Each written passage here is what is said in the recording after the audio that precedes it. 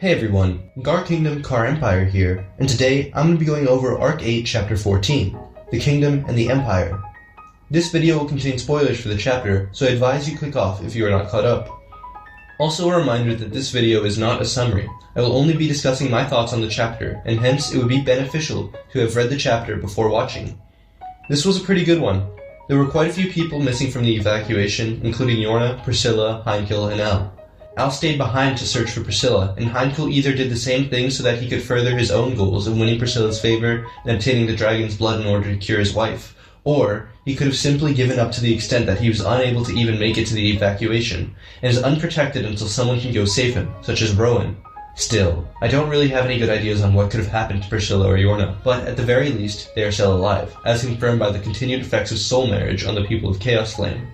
We could be in for a whole lot of top-tier content with Al fighting through a pantheon of powerful zombies trying to find Priscilla, and possibly encountering some familiar faces from his time on Gunnenhive along the way. This arc is really desperate for some good Al content, so I hope Tape can deliver on that front. And though Heinkel was absolutely incredible in Arc 7, I expect that we should be getting the same level of quality here, and some interesting contrast between himself and Rowan as the fathers of some of the strongest beings that walk the very world they live in.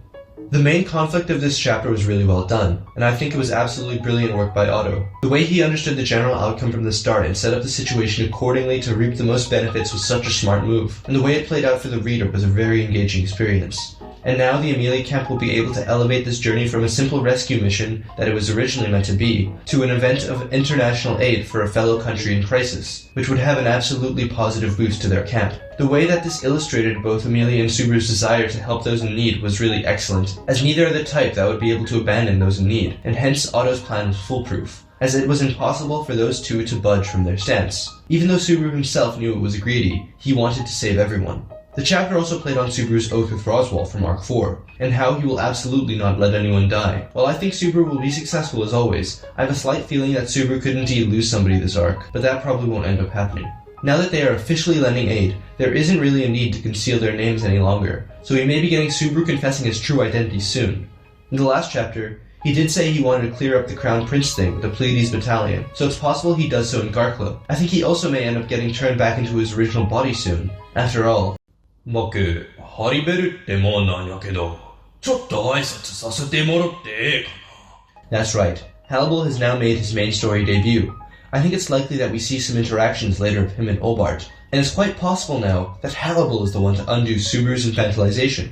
I expect we see a speech with adult Subaru later where he apologizes for not being the Crown Prince, but then reinforces his army with vigor by claiming that he is the Knight of the Kingdom who defeated the Sin Archbishop of Greed that destroyed the very city that they are standing in. I also expect him to declare himself as the son of Natsuki Kenichi, as that has sort of been built up throughout Arc 7. Anyway, Hannibal showing up could have other implications, since he is a wolfman, the same race as Todd, and henceforth heavily persecuted within the Empire. Though, as Hannibal is one of the strongest beings alive in the world, he should easily be able to avoid any attempts on his life. Hannibal being here only means one thing, by the way, and that is that Julius and Anastasia have arrived in the Empire.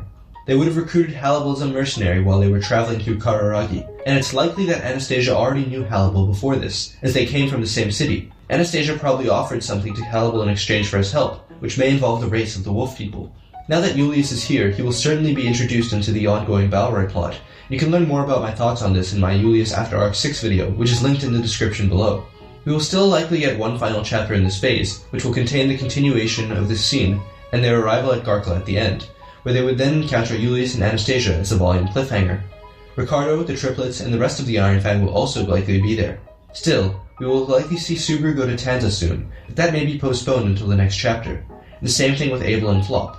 And the Cecilus Sphinx encounter. I do think that it is likely we see Cecilus come in soon, as he has importance to Hannibal's arrival. Not in the sense of them actually knowing each other in the main story, but in Wrath if Cecilus and Hannibal are Subaru's guards. It would make sense for the three to unite here as a parallel. We already have several parallels to Wrath if, like Cecilus calling Subaru boss, and their organization being called Pleiades. I also just want to remind everyone that what Tape did in this chapter was a textbook example of how Tape likes to plant seeds and then use it several chapters later. Hannibal was mentioned in an exposition dump about wolf people in chapter 6, and he shows up 7 chapters later. Similar things have happened with Iris and the King of Thorns, Sacrament of the Immortal King, and Garcla, and many more can probably be found if searched for. This means we should be expecting things like Gyrahal, which was mentioned in the last chapter, as well as Viva the Dissector, to come into importance down the line. Well, that's about all my thoughts for now.